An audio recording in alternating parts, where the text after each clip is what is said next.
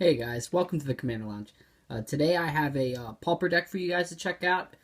Um, it's recent with the recent Modern Masters that came out. There was just one card that just kept hammering in my head. A card that I absolutely loved when it was first printed, and that is Burning Tree Emissary. I was like, okay, we need to build a deck with this in Pauper. As soon as I saw, it was common. Obviously it's a zoo deck. I've heard about using it in burn decks. I actually just recently heard about that on MTG Goldfish, which that's pretty interesting. But as soon as I saw it, that's the only thing I could think of was come on, we just got Curd Ape and Eternal. I was like, we need a zoo deck. And if you guys been playing Pauper for a while, you guys also know that there was a zoo deck in Pauper. It was called Domain Zoo, and it was kind of clunky. Like, it's just Affinity would just, they just outclass it real quick and everything, and it was slow. It wasn't consistent because it used, it had to use Domain to do its thing, which in Pauper isn't easy. So enough talking. Let's just get into the deck tech. Let's start off with the lands. We run 4 Evolving Wilds. We don't run any of the dual lands. No gates, no gain life, because we really need forests and mountains to trigger to make creatures bigger. And then I believe we run 7 forests and 6 mountains. And also we run 1 plains, literally for Wild Nicodle. We have other ways to get this other than Evolving Wilds. So that's good. Alright, so let's get into the 1-drops. Of course, Wild Nicodle, one of the best 1-drops ever, it feels. A 1-drop for a 3/3 is solid. So Wild Nicodle 1 for a 1/1, and it gets +1/+1 as long as you control a mountain, and it gets +1/+1 as long as you control a plane. So it's really good. Most of the time it's going to be a 2/2 in this deck, but you can get it to a 3/3. But 2/2 is fine in this deck. Next is Curd Ape. Just amazing, like classic zoo cards. I just really wanted to build a classic zoo deck so bad. So they're 2/3s as long as you control a forest. So we have a play set of those. Botanic Construct was one I put in.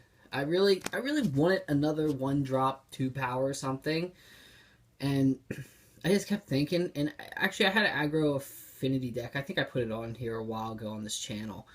But that I ran Botanic Construct in, and as I was thinking, I was like, come on, man, I need one more 1-drop. 2. I was like, but I don't know if I want forest or if I want mountains, because I want to keep my mana base pretty even because I'm not running as many dual colored lands. So I came across Botanic Construct. I remember Botanic Construct, and I was like, that's solid, just because it keeps the mana base even.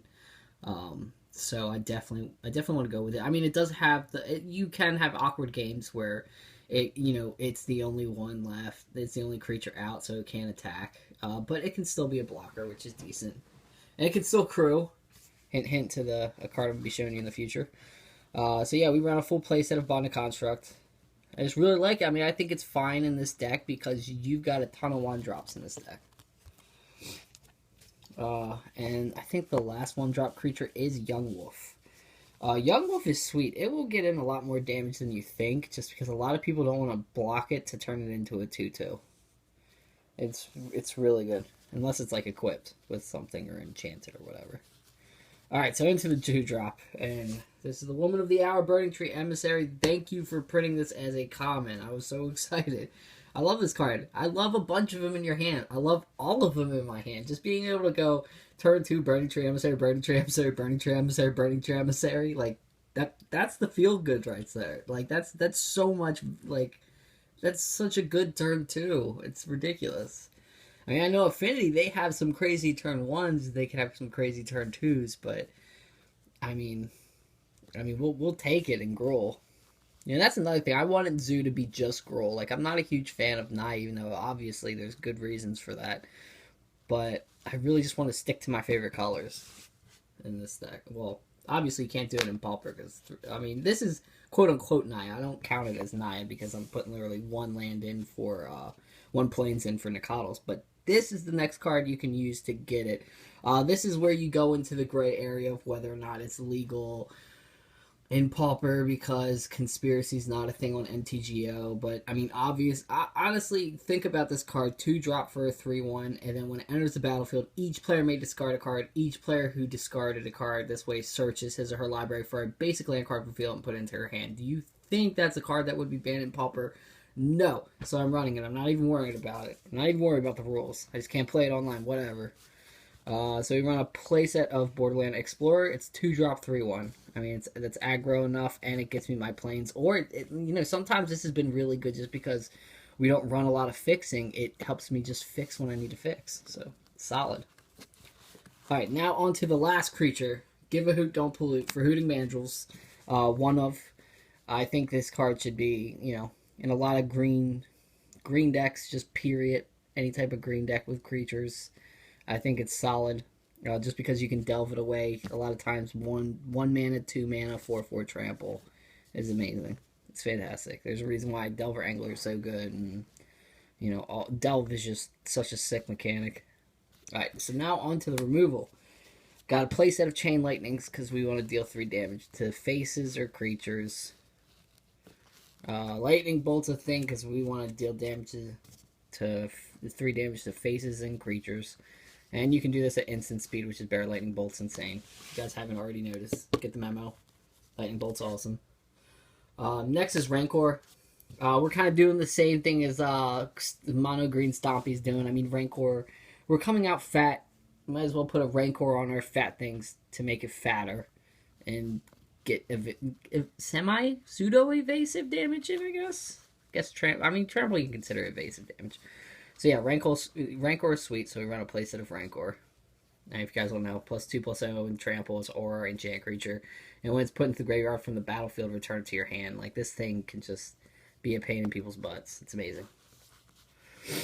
Alright, so the next card is Madcap Skills. I've been thinking about it, like, I've been wanting Madcap Skills in a Pauper deck for some time. I just think it's a fantastic card, and I think even though it's not in a hexproof deck or like a Boggles type deck, I think the risk reward of being 2-for-1 is worth it because of how much you jump ahead of time and the clock you give them. Like, the clock's insane when you put this on something turn 2.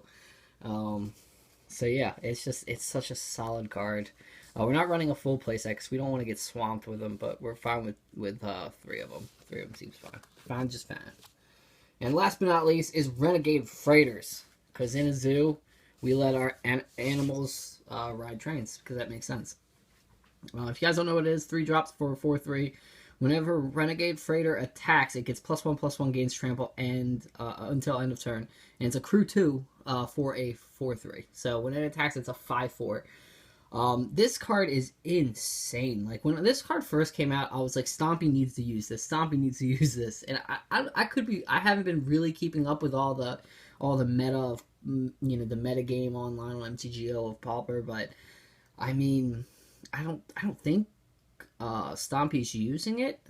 I think there's a good reason why, because they primarily focus on just getting their creatures so big to where they actually lose value when they crew, when they have to crew. But with this, I feel like it's perfect. Especially, I think it's just I think it could be a good sideboard in Mono Green Stompy and this deck just for against control. Because it's always like it's a haste creature out there. Like, if they can't answer the freighter, like, your next drop can automatically crew to deal crazy amounts of damage. So yeah, that is why I want my animals in the zoo to ride trains, because I felt like that should be a thing. And the card's insane. I mean, you guys see what this card does in Limited, just period. Like, it's fantastic. The card's really, really good. So yeah, that's my zoo deck. Let's go into the sideboard. Alright, starting off with Natural State. 1 mana, 1 green, instant speed, destroy target artifact or enchantment with converted mana cost 3 or less. I believe this deck will have a problem with Affinity because they come out faster and bigger, which is crazy to think because we get a lot of value for what we put into it.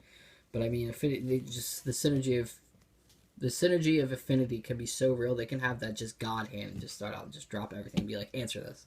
And you're like, no. I don't want to. But there's a way to answer this. Destroy target artifact or enchantment with convert mana cost 3. So we can take out their lands, we can take out their little guys, we can't take out their mirror enforcers, which is unfortunate. We can also go against Boggles and be like, no, I don't like that enchantment. No, I don't like that enchantment. And, you know, there are other things you can answer with this that are really good. There are other targets in the Pauper meta that's real good. Because Mirror Enforcer is a thing, we also follow up with Ancient Grudge. We don't run, Gorilla Shaman in this deck because we have access to Natural State that we can just pay 1 mana to nuke a land if we want. And because I really like Ancient Grudge because it is like 2 kill spells in 1 against Affinity. These are pretty much only for Affinity. There might be another one, like maybe Tron or something that'd be good in. But we mainly focus this on Affinity. Just destroy target Mirror Enforcer, flashback, destroy target, you know, Ancient Den or something. Destroy target artifact land. So that's why I run up 2 of those. So that's 5 sideboard weapons against Affinity. And I feel like it's needed. Next is Electrickery. Always gotta have them against like elves, tokens. I feel like seeing some of the cards have just been spoiled for Amonkhet. Like mono white tokens might be more of a thing. I mean, there's a couple cards I already like, and I feel like Embalm's just begging to be in a mono white tokens deck in Pauper. But we'll see. But gotta come prepared. Electrickery is all. If you're playing red, you're playing Electrickery. It's always needed, especially against elves. So yeah, we run 3 of. Next, once again, you have. I mean, you're playing red. You're gonna be facing mono blue Delver. You're gonna be facing control with blue in it. You're facing combo with blue in it. Run Power Blast. Just, it's worth it. Get the playset. Always put a playset of Power Blast in every deck that has red in it. So yeah, playset of Power Blast. Now these next 2 sideboard picks can be switched with this one card. It could be either 2 Tangles, 1 Relic, or 2 Relics, 1 Tangle, depending on your meta. I honestly feel like just going off of no meta, I think I want to run just 1 Tangle, which is prevent all combat damage that would be dealt to you. Attacking creatures don't untap during there. So, I mean, it locks them out. I mean, it could just overswing a game. You could be like racing Affinity or something like that, and then they just swing out with everything thinking they're about to win, and then they just get locked out and lose. It's like that, or, you know, you can hold off, is it Blitz player for a turn. So, yeah, I mean, it just depends on what you think you're going to be facing into more. And Relic of Progenitus is just good against, like, Delver Anglers, you know, what is it, the blue-black Mystical Teachings deck, you know, take them off their value.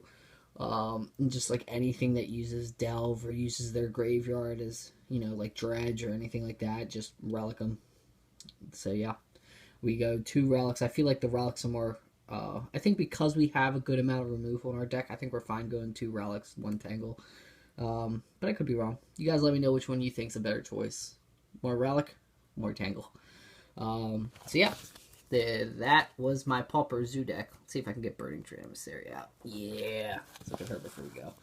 Alright, so yeah, let me know what you guys think of this Pauper deck.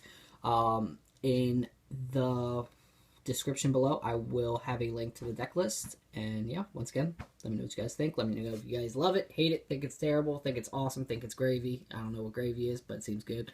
Yeah, as you can see, I'm tired, so yeah, I'm gonna hop off. Take it easy, guys. Bye, bye, bye.